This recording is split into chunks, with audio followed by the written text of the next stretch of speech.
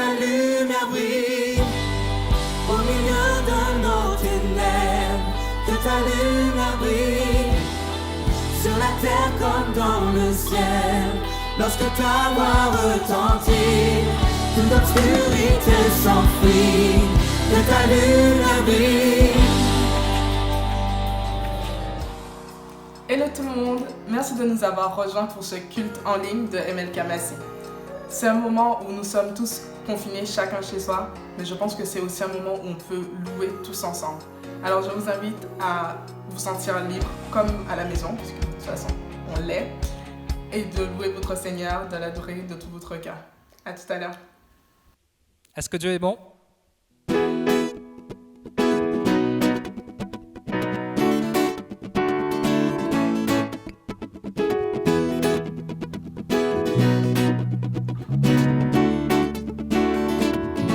Dieu, tu es bon. Dieu, tu es bon et ta grâce envers nous durera jamais. Dieu, tu es bon et ta grâce envers nous durera jamais. Dieu, tu es bon et ta grâce envers nous durera jamais. Dieu, tu es bon et ta grâce envers nous durera jamais. Nous les peuples de toutes les nations, de génération en génération, nous te louons. Alléluia, Alléluia, nous te louons pour qui tu es. Nous te louons. Alléluia, Alléluia, nous te louons pour qui tu es. Tu es bon.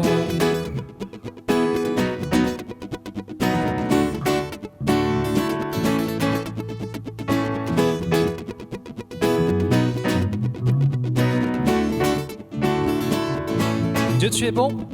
Dieu, tu es bon et ta grâce envers nous durera jamais.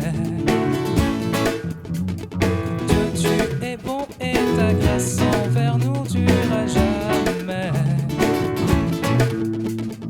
Dieu, tu es bon et ta grâce envers nous durera jamais. Dieu, tu es bon et ta grâce envers nous durera jamais.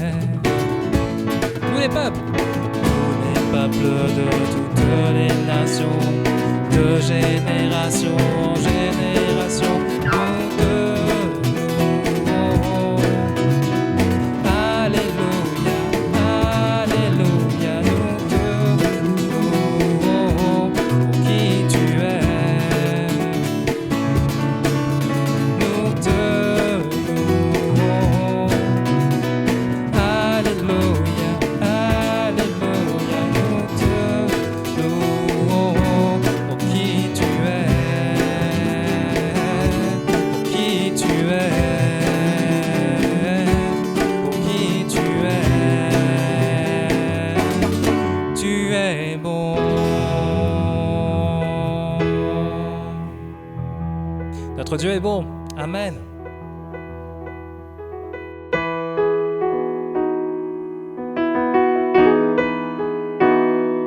Nous avons chanté tout à l'heure, Dieu est bon.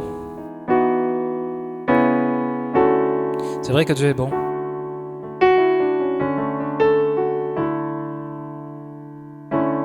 Je ne sais pas dans quelle situation tu es. Est-ce que peut-être tu es troublé? Tu es peut-être aussi dans la peur, dans la crainte. Et avec cette situation de virus et tout ça, on se dit, est-ce qu'il y a encore un avenir? Je vais te dire, le chant qu'on va prendre tout à l'heure, dans quelques instants, est un ancien chant, mais un chant d'espérance, mais aussi une réalité. J'espère que ce chant te donnera de l'espoir.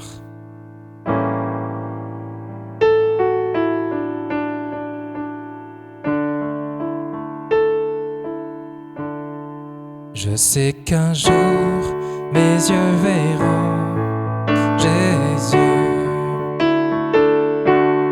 Je sais qu'un jour mes yeux verront Jésus. Si je marche jusqu'au bout par la foi et malgré tout, je sais qu'un jour mes yeux verront Jésus. Chante avec moi. Je sais qu'un jour mes yeux verront Jésus. Je sais qu'un jour mes yeux verront Jésus. Si je marche jusqu'au bout par la foi et malgré tout, je sais qu'un jour mes yeux verront Jésus.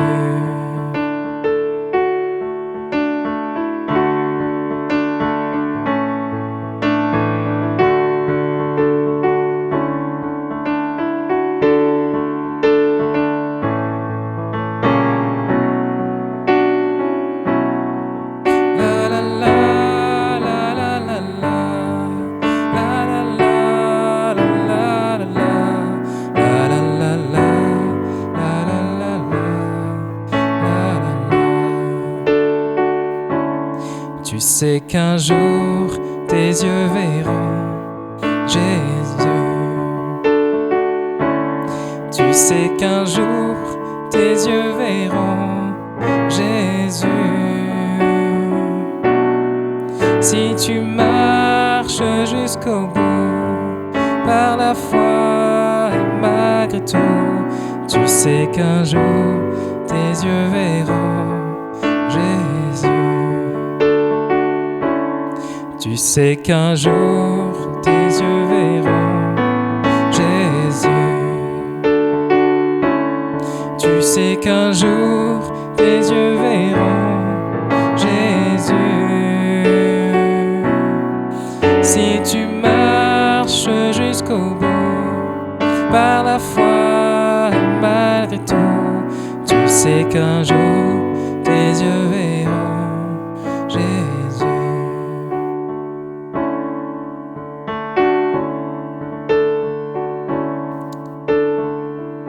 Amen. Sois fortifié, encouragé. Que Dieu te bénisse.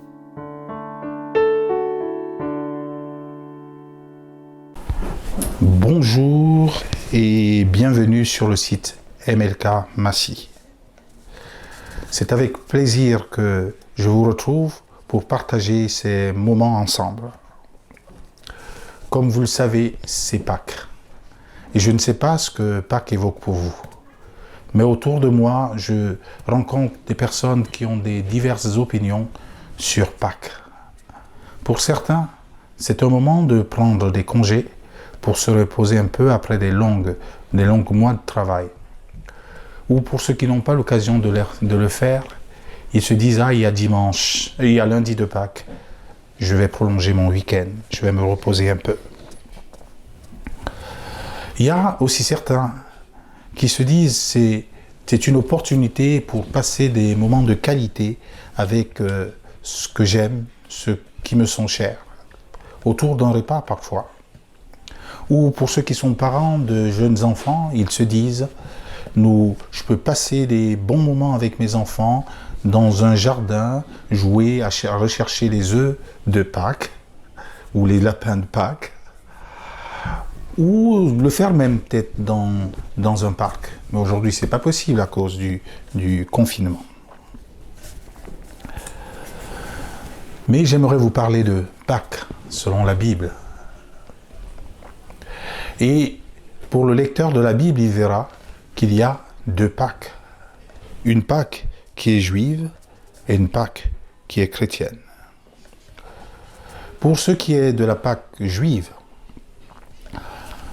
J'aimerais, pour vous parler d'elle, remonter dans l'Ancien Testament et particulièrement dans le livre d'Exode au chapitre 12, où je pense qu'on trouve le mot Pâques pour la première fois. J'ai dit 2 Pâques. Avant d'aller plus loin, j'aimerais souligner qu'il y a au moins 3 similitudes entre ces 2 Pâques, c'est la Pâque juive et la Pâque chrétienne. Les similitudes sont celles-ci. 1. On trouve un peuple opprimé dans chacune de ces Pâques. On trouve un agneau et on trouve aussi un fait à la fin, c'est qu'il y a une délivrance du peuple opprimé. Pour ce qui est de la Pâque juive, et je reviens dessus, on trouve ses origines dans l'Ancien Testament, et particulièrement dans le livre d'Exode, dans son chapitre 12. Et pour aller à la genèse de cette Pâque, il nous suffit de lire Exode au chapitre 3 et les versets 7 à 8. Voilà ce que la Bible va dire. En tout cas, elle va dire oui, après que le peuple d'Israël, qui était en esclavage en Égypte depuis plus de 400 ans, va pousser des cris de détresse vers lui. Et je pense que c'était la meilleure des choses à faire. Et cela doit nous inspirer, nous aussi, dans le cas où nous sommes en détresse. Vous verrez pourquoi cela doit nous inspirer lorsque vous verrez l'action que Dieu a réalisée auprès de ce peuple. La Bible nous dit, après que le peuple de Dieu ait poussé des cris de détresse vers lui, il va répondre de cette manière. L'Éternel dit, « J'ai bien vu la misère de mon peuple qui est en Égypte. J'ai entendu son cri à cause de ses oppresseurs, car je connais ses douleurs. Je suis descendu pour le délivrer de la main des Égyptiens et pour le faire monter de ce pays dans un bon et vaste pays, dans un pays où coule le lait et le miel. » Quel soulagement! Alors qu'on est dans la détresse, alors qu'on est dans la souffrance, alors qu'on est dans la misère, alors qu'on ne se sent compris par personne, Dieu dit non seulement il a vu la misère, il a entendu les cris et il connaît, il mesure l'intensité de leur douleur. C'est bon de connaître, c'est bon de voir, c'est bon d'entendre, mais c'est mieux de pouvoir agir. Et ce qui est bien avec Dieu, c'est que longtemps à l'avance, il dit, quand le malheureux crie, je l'entends et je le délivre de sa détresse. Voilà le cœur de Dieu pour chacun d'entre nous. Lorsque le malheureux crie, je l'entends, je le délivre de sa détresse. Il a entendu et il a choisi de venir au secours de ce peuple. Et pour cela, il va faire un plan qui consiste premièrement à la préservation du peuple de Dieu et dans un deuxième temps à sa délivrance. Comment fait-il pour le préserver? Nous lirons ici qu'il va mettre un signe distinctif pour pouvoir les faire échapper du jugement qu'il va faire sur le peuple des Égyptiens. Un sacrifice, il va le faire au travers d'un sacrifice qui va faire toute la différence. Il va convoquer Moïse et certainement Aaron qui sont à la tête de ce peuple et va leur donner ses instructions. Quelles sont ces instructions? Elles sont claires et elles disent parlez à la communauté d'Israël et dites le 10 de ce mois, on prendra un agneau pour chaque famille, un agneau par maison. Ce sera un agneau sans défaut, mâle, âgé d'1 an. Vous pourrez prendre un agneau ou un chevreau. On prendra de son sang et l'on en mettra sur les 2 poteaux et le linteau de la porte des maisons où on le mangera. Cette nuit, je parcourrai le pays d'Égypte et je ferai tous les premiers-nés du pays d'Égypte, depuis les hommes jusqu'au bétail. J'exercerai des jugements contre tous les dieux de l'Égypte. Je suis l'Éternel. Le sang vous servira de signe sur les maisons et vous serez où vous serez. Je verrai le sang, je passerai au-dessus de vous et il n'y aura pas sur vous le fléau destructeur quand je frapperai le pays d'Égypte. Moïse appela tous les anciens d'Israël et leur dit, allez prendre du petit bétail pour vos familles et immoler la Pâque. Cette dernière phrase me permet de faire une relation directe entre l'agneau qui sera immolé et la Pâque. Et je peux même faire rapidement cette égalité. L'agneau, c'est la Pâque. Dieu donne des instructions. Il donne des instructions qui doivent être suivies à la lettre si le peuple d'Israël veut être préservé du jugement qui va s'abattre sur le pays d'Égypte. Ce que je remarque comme première chose, c'est que Moïse, non seulement il va entendre ce que Dieu dit, mais il va être prompt à obéir et à communiquer l'ordre de Dieu au peuple d'Israël, et notamment par le biais de ses chefs, qui ont une influence sur les autres. Et non seulement Moïse va obéir, mais on verra aussi que le peuple va rapidement le faire. Ils avaient une date où le Seigneur allait faire des choses, le 10 du mois, et il fallait qu'il exécute s'il voulait avoir la vie sauve. Moïse a obéi. Et le Nouveau Testament lui rend hommage dans le livre des Hébreux, dans les Épîtres des Hébreux, en disant dans son chapitre 11 et son verset 8, c'est par la foi qu'il fit une Pâque et l'aspersion du sang, afin que l'exterminateur ne touche pas au premier-né des Israélites. Voyez, pour que cette situation, pour que Dieu agisse, il a fallu à la fois l'obéissance rapide de Moïse et l'obéissance du peuple de Dieu. Mais dans les instructions que Moïse va donner au peuple de Dieu, il va donner des instructions pour le présent et il donnera aussi des instructions pour l'avenir, pour demain. Pour le présent, ce qui était impératif, c'était le sacrifice, la prise du sang et la mise du sang sur les linteaux pour identifier le peuple de Dieu. Vous voyez, il y avait comme un sceau d'appartenance à Dieu lorsqu'il y avait du sang sur les poteaux et les linteaux des portes. L'exterminateur, nous dit-on, allait passer outre, allait passer au-dessus de ces maisons qui n'allaient pas subir le jugement de Dieu. Mais dans les instructions générales que va donner Moïse au peuple, il va aussi leur parler d'avenir. Ce n'est pas juste pour aujourd'hui, ce n'est pas juste pour le lendemain, mais c'est pour des années qui vont suivre. Et voilà ce qu'il va dire. Pour entretenir l'espérance d'entrer dans le pays de la promesse, il va dire à ces personnes, pendant votre marche, et on sait qu'elle a duré 40 ans, chaque année, à ce jour anniversaire, ce jour sera pour vous un souvenir et vous le célébrerez comme une prescription perpétuelle dans chaque génération. Et je pense que si Dieu le dit ici, c'est pour leur dire, chaque fois que vous marcherez et que vous le ferez, vous vous rappelez des exploits que j'ai pu faire en Égypte. Et cela vous donnera de la confiance pour l'avenir. Deuxième chose, il leur demande une célébration annuelle. Il dit, quand vous serez entrés dans le pays que l'Éternel vous donnera, selon sa parole, vous observerez ce rite. Ceci, c'est pour ne jamais oublier ce que l'Éternel a fait.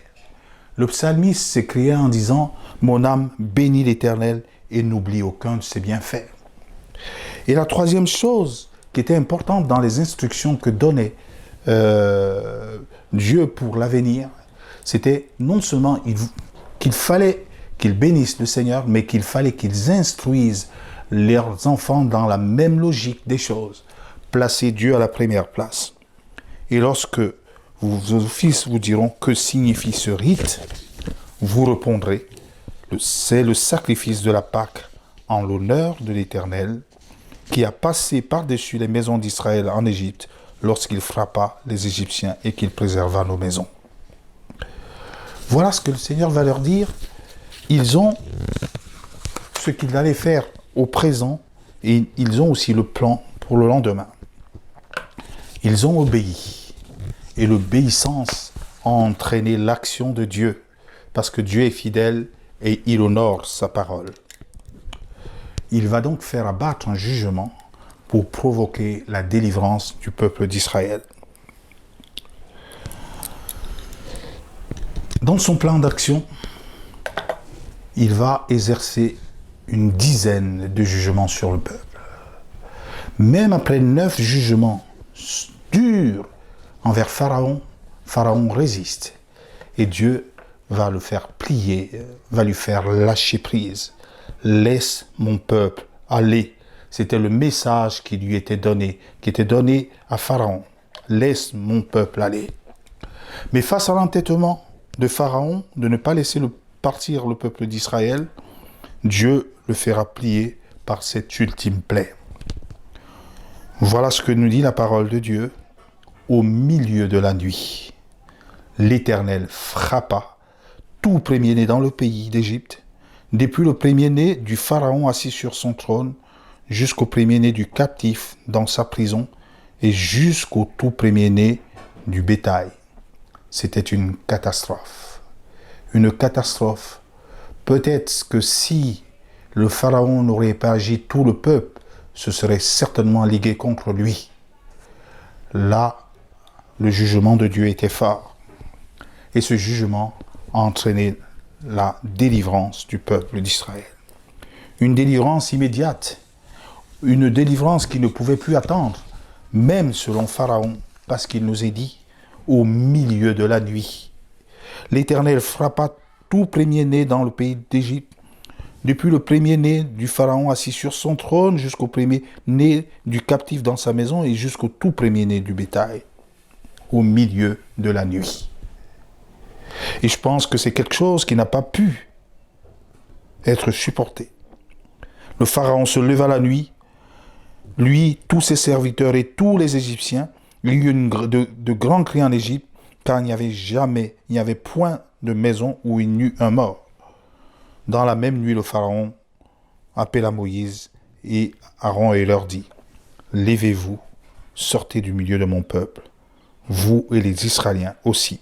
Allez, servez l'Éternel comme vous l'avez dit. » Je parlais de similitude dans ces deux Pâques, et là je viens de vous parler de la Pâque juive, où on trouve une situation d'oppression.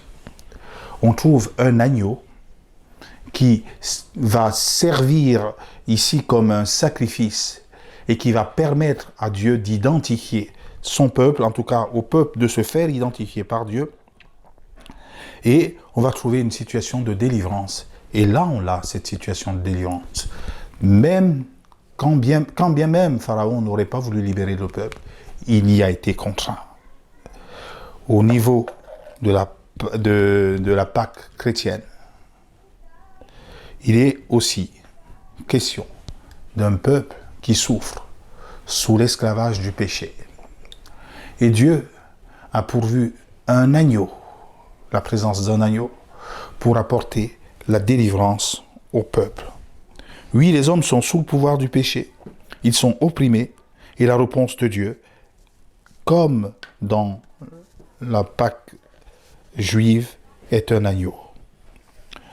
Ce qui est bon à observer ici, c'est que le peuple de Dieu a suivi scrupuleusement l'ordonnance que Dieu leur avait donnée. Même quand vous serez installés dans le pays de la promesse, continuez à célébrer la fête. Et ceci pour vous maintenir dans l'espérance et pour instruire vos enfants. Et là, on trouve que cela a été respecté.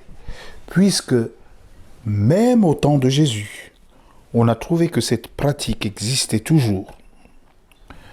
Je prends les parents de Jésus, il est dit à leur sujet, les parents de Jésus allaient chaque année à Jérusalem à la fête de Pâques. On le trouve au chapitre 2 et au verset 41 de Luc. Et non seulement ça, Jésus lui-même a respecté la Pâque avant de devenir un peu plus tard l'agneau de la Pâque. Lorsque Jésus s'est approché du Jourdain pour se faire baptiser par Jean-Baptiste, le Seigneur a passé un message à Jean-Baptiste pour qu'il l'identifie qui était Jésus. Oui, on le voyait certainement comme le fils du charpentier, mais il était bien au-delà, de cette personne, en tout cas de la personne qu'on pensait qu'il était. Il était l'agneau de Dieu. C'est pour ça que Jean, le voyant, va s'écrier « Voilà l'agneau de Dieu qui ôte le péché du monde. » Voilà l'agneau qui ôte le péché du monde. Il était l'agneau, mais avant d'entrer dans cette position d'agneau, la parole de Dieu nous dit qu'il respectait scrupuleusement ce que Dieu avait donné comme instruction au peuple. Au chapitre 22, au verset 8 de Luc, il nous est dit au sujet de Jésus, Jésus envoya Pierre et Jean en disant « Allez nous préparer la Pâque ». Et par ailleurs, il nous est dit l'heure venue, il se mit à table et les apôtres avec lui. Et il leur dit « J'ai désiré vivement manger cette Pâque avec vous avant de souffrir. » Jésus savait qu'il était l'agneau de Dieu. Il savait qu'il allait mourir pour le péché du monde, pour ton péché, pour le mien, afin de nous enlever du joug de l'esclavage dans lequel Satan nous tient, ou nous tenait. Pour ceux qui ont donné leur vie, il y a eu une délivrance. Mais voilà ce qu'il savait. Et de la même manière que Moïse avait parlé au peuple en disant de célébrer ces moments, et même quand ils seront dans le pays, de célébrer ces moments, Jésus va leur dire à propos de la nouvelle Pâque, à propos de la nouvelle alliance. Il dit, j'ai désiré manger, je l'ai déjà lu tout à l'heure, manger cette Pâque avec vous avant de souffrir. Et qu'est-ce qu'il va faire? Il va prendre une coupe, rendre grâce et dire, prenez cette coupe et distribuez-la entre vous. Car je vous dis, je ne boirai plus désormais du fruit de la vigne jusqu'à ce que le royaume de Dieu soit venu. Ensuite, il prit du pain, et après avoir rendu grâce, il le rompit et le leur donna, en disant, ceci est mon corps, qui est donné pour vous. Faites ceci en mémoire de moi. Les enfants d'Israël avaient pour devoir de célébrer en l'honneur de Dieu la Pâque, de le célébrer chaque année. Et voilà que Jésus, au moment où il va quitter le peuple, va donner quasiment la même instruction.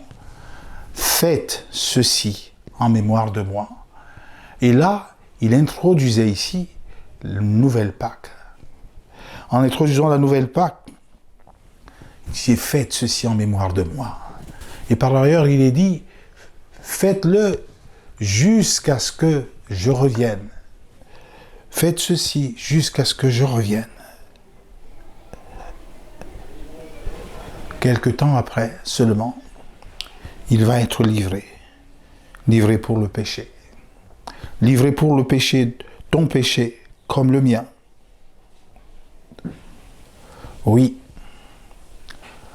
en dépit de l'agonie qui devait le conduire sur la croix, Jésus a accepté d'être cet agneau qui provoque pour nous une délivrance de la part de l'Éternel. Une délivrance de la part de l'Éternel.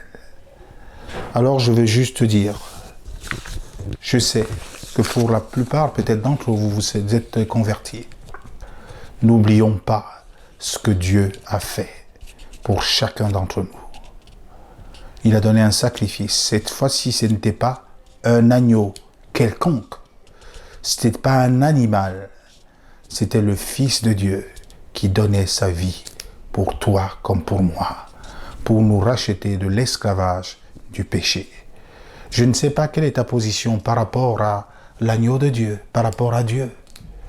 Et si jamais tu es enfermé dans un esclavage quelconque, c'est toi qui connais ta vie. Sache qu'il y a quelqu'un qui est descendu du ciel et qui est l'agneau de Dieu qui est venu mourir pour toi. Mais Dieu a reconnu son action. Alors qu'il était mort, la puissance du Saint-Esprit a été déployée dans sa tombe.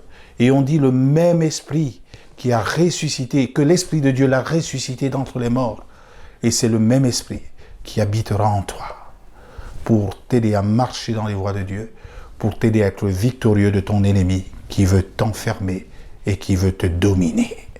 Mais toi, par la force de Christ et par l'Esprit qui en est en toi, il te permet d'être vainqueur et de dominer sur ton ennemi.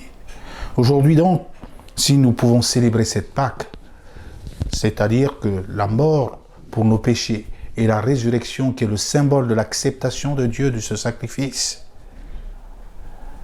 je pense que notre cœur devrait exploser de joie pour la grâce particulière que Dieu a fait aux hommes. Que Dieu te bénisse. Amen. Jésus-Christ, quand je repense à ton sacrifice, tu t'es humilié jusqu'à la mort. Bien souvent, ce don de vie m'a bouleversé et j'en suis ému à nouveau. Et j'en suis ému à nouveau. À nouveau je regarde à la croix où tu es mort. Je suis humilié, brisé par ta miséricorde. À nouveau merci, à nouveau je réponds ma vie.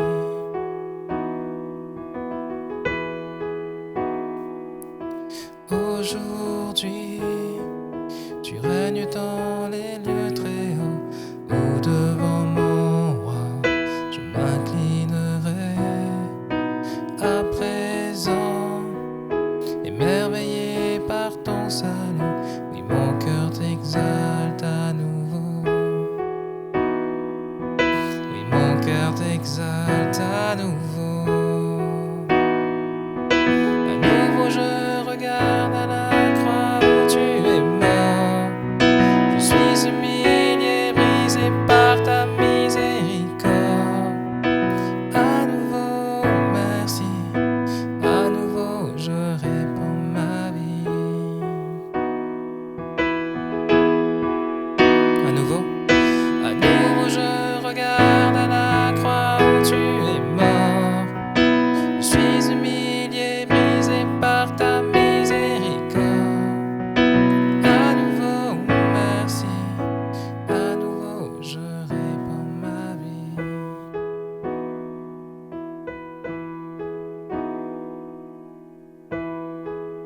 On va lui dire merci pour la croix. Merci pour la croix. Merci pour la croix. Merci pour la croix, Jésus. Merci pour la croix. Merci pour la croix. Merci pour la croix, Jésus. Merci pour la croix. Merci pour la croix. Merci pour la croix, Jésus. Merci pour la croix. Merci pour la croix. Merci pour la croix, Jésus.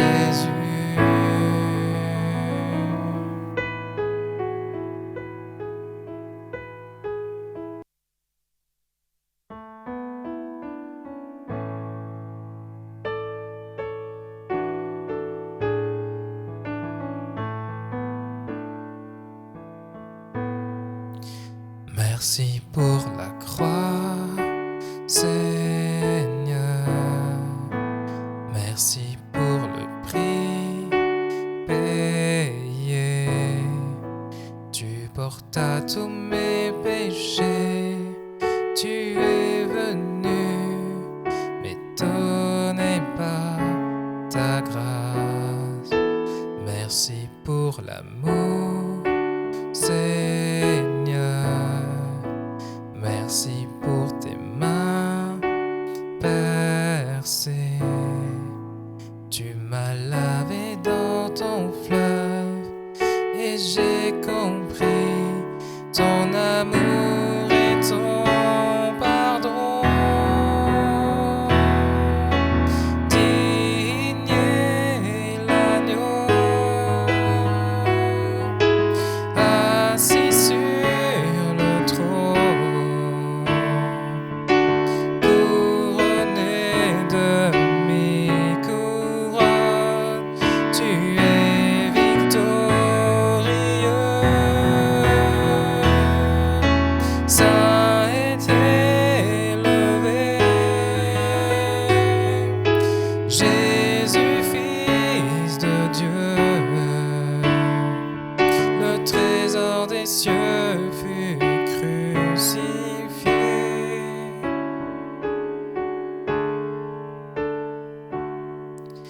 Digne est l'agneau. Digne est l'agneau.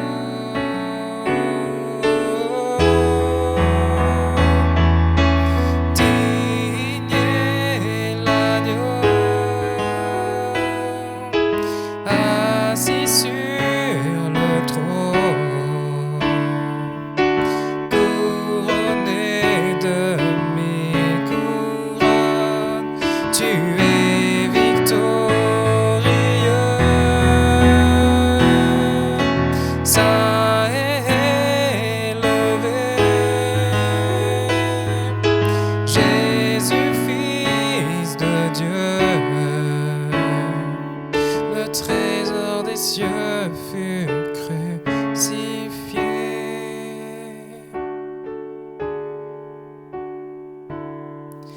Digne est l'agneau. Digne est l'agneau. Digne est l'agneau.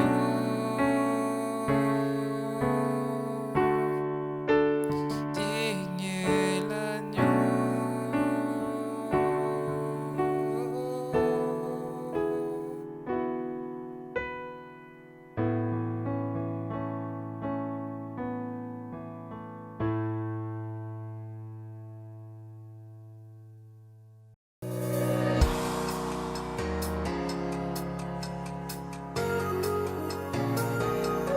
On va passer à notre temps d'annonce. Retrouvez-nous le mardi à 18h pour notre réunion de prière et le samedi à 18h pour un temps d'étude biblique. Ce sont 2 réunions en ligne, donc n'hésitez pas à nous envoyer un message via Facebook ou Instagram afin que nous puissions vous donner des indications pour nous rejoindre. Et bien sûr, on se retrouve le samedi à 20h sur YouTube pour le culte en ligne. Pour nous soutenir, vous pouvez nous faire un don en flashant le code qui s'affiche à l'écran ou en vous rendant directement sur notre site internet en cliquant sur le lien dans la description.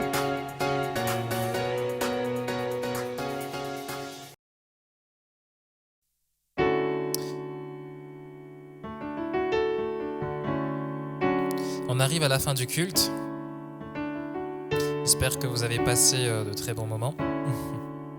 On va finir par ce dernier chant qui dit « Parce qu'il vit, je n'ai rien à craindre. Mes lendemains sont assurés. Entre ses mains, il tient ma vie. Pour ce temps et pour l'éternité, je sais qu'il vit. » Que ce chant t'apporte courage. Parce qu'il vit, je n'ai rien à craindre. Mes lendemains sont assurés. Entre ses mains, il tient ma vie. Pour ce temps et l'éternité, je sais qu'il vit. On le reprend? Parce qu'il vit, je n'ai rien à craindre. Mes lendemains sont assurés entre ses mains. Il tient ma vie pour ce temps et l'éternité. Je sais qu'il vit parce qu'il vit. Tu n'as rien à craindre. Tes lendemains sont assurés entre ses mains. Il tient ta vie pour ce temps et l'éternité. Tu sais qu'il vit entre ses mains. Entre ses mains, il tient ta vie pour ce temps et l'éternité. Tu sais qu'il vit.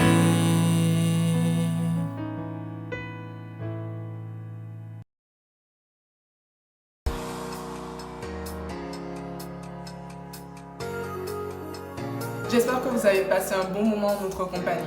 Vous pouvez nous retrouver sur les réseaux sociaux, Instagram, Facebook, sur notre site internet et n'hésitez pas à vous abonner à notre newsletter. Merci de nous avoir suivis. À la semaine prochaine.